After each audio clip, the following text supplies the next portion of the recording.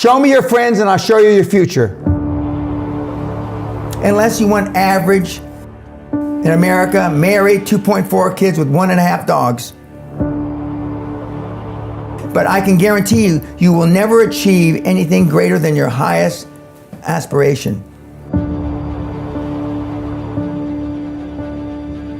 If you want $1 million, you'll make $1 million, not $1.5 million. If you want 10 million, 100 million, and you'll never exceed that. If you change 1 billion lives, that's a formula to become a billionaire and change the world. Time costs lives. Show me your friends and I'll show you your future. You want to know why you're all f***ed up? Just look at the bums you hang around with. I do what you don't want to do, that you know that you got to do to be where you want to be. Ted Turner just gave his 75th anniversary party on CNN a few months ago. And he makes a couple of comments and he says, number one, and I'm not suggesting this for everybody, it's how I lived though. First 10 years of my starting CNN, I slept on my couch. I didn't have an apartment. Bill Gates slept in the office. Steve Jobs slept in the office. And I can go down a whole list. Now these are super successful, mega wealthy guys. I slept in my office. Not everybody's willing to make that sacrifice. But it's not the only thing. But even if you don't sleep in your office, if you want to send your kids to a better school, if you want to be able to take care of your mother when she gets dementia, if you want to do, this all takes money. My children aren't getting any of my money when I die. Not one centavo, not one penny. And 2 of my kids are cool with it. One of them's not so cool with it.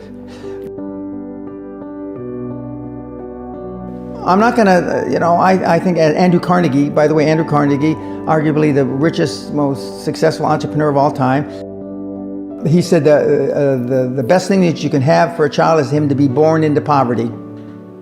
And I agree.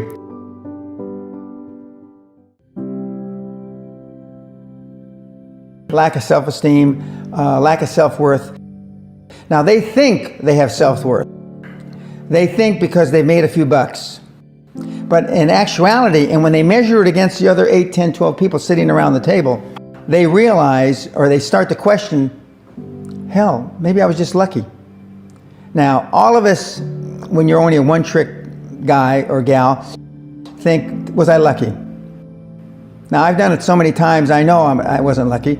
I might have been lucky the first time, but I haven't been lucky the 15, 20, 40, 50, I know that. Okay. But maybe I was lucky the first time. But my life changed when I was pretty much a haphazard kid, got in a lot of trouble, got arrested 4 or 5 times, thrown in jail, and this was with my dad as a cop. But then I volunteered for the draft in 1966 at the height of the Vietnam War, and I went to OCS, and that changed my life because it was the really first real high performance thing that I could measure myself against with other people. 2/3 of all Fortune 500 CEOs have one thing in common: military background. Really? 2/3 of those 2/3 have something else: martial arts. What do you learn in martial arts, Brian? Discipline, focus. A lot of people don't believe they deserve to be there. I convince them, and we have these drills, why you belong there. A lot of people that come there, with money, that have made money, think they made it by accident. Right. I just had one of my superstars who's made $100 million tell me in the last week, I'm not sure I'm going to have another lucky accident. And I said, you did it. I mean, you tried a lot of things. I believe Thomas Edison, I wouldn't have done it 10,000 times. Okay. I would have hired an engineer from MIT to do it. But I mean, I've tried a lot of things. Nobody's failed at more things than I have. And the first 100 million are successes, but I could write a book about failures that'd be, because I've tried a lot of different things. Because failure is just testing. And one of the reasons I've been so successful in generating this equity and value in my kids, and I call you all kids, is because I convince them that making a mistake is okay. Your parents probably told you, you can be anything you want. But you can't. That's horse. You can't. If it's all juxtaposed. So, but what you tell them is that you can do anything you want that you have passion for, because that eliminates most of the crap. Because most people don't follow their dream. You know, like they say in The Sound of Music, you can't have a dream come true unless you have a dream. Now, I still dream. I dream in Technicolor. I say my affirmations and goals every single night. It's bloody hard to be a high-performance person. Perfection equals paralysis. If you left it to engineers, no car would ever come off the assembly line. No car would ever come off the assembly line, and I've been in business with enough engineers, I can attest to that with my hand on my heart. They'd still be trying to make it better. And the internet business is very much the same. The internet kids want to test and test and test, and they want the landing page to be this. Roll it out. The great thing about the internet is your results are instantaneous. If something that I'm overseeing at Concord level, 60,000 feet, doesn't work in 2 days, forget about it, move on. And today at our meeting, now the young kids are, we ran it 3 days, sir, and we closed it down. And they are thinking I'm going to ask why. I said, no, that's fine, next.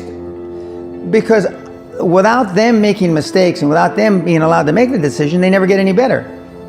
And in 95% of the time, I know probably better than they do. We're never going to be able to know everything or have them know everything unless they make some mistakes and get comfortable with making mistakes. What gets measured gets accomplished. Without measurement, you're just fooling yourself. Before I had any money, I used to go to the Rolls-Royce dealers and sit in the cars and smell the leather, touch the leather, okay? I went to $1 million houses, and my wife and I would walk through the house, and they'd say, when are your parents getting here, kids? No, we are the buyers. Practice within when you're without. Practice being successful. How many people listening to this today practice being successful today? Through affirmations, through going to the Rolls-Royce dealer, maybe Lamborghini, maybe something else. Right. In my particular case, it was Rolls-Royce. And within a year of me going to the Rolls-Royce dealer, I had a Rolls, okay? Within 19 months of me dreaming and adding it to my goals, a castle on an island, I own Guthrie Castle. 19 months. Okay. Go to stores you can't afford. Go hire lawyers you can't afford. Lawyers will meet with anybody. Accountants will meet with anybody. Go to the big four accountants with a business idea. The first couple meetings are for free. Jettison probably a lot of the people you'll hang around with. If you have poor public speaking skills, join Toastmasters. Do these. If you went to a good school and you're not successful, go to the alumni deals. Okay? I didn't go to a good school. I'm a perfect living example that a lot of trouble as a kid, working class background, my parents, went to just a mediocre university that I flunked out of 3 times before I finally graduated with honors, but and had no money to begin with, $820. So it's all possible, but I devoted myself to feeling successful. I was wearing suits like this before I could afford them. Most people procrastinate because they're unsure, so just do it. And but I've never had a problem just doing it, because one of the things is you learn as a young combat infantry officer is time costs lives. We overanalyze because we're unsure. We don't overanalyze because we are not sure if it'll work or not. We're more worried about, on the emotional side, it embarrassing us.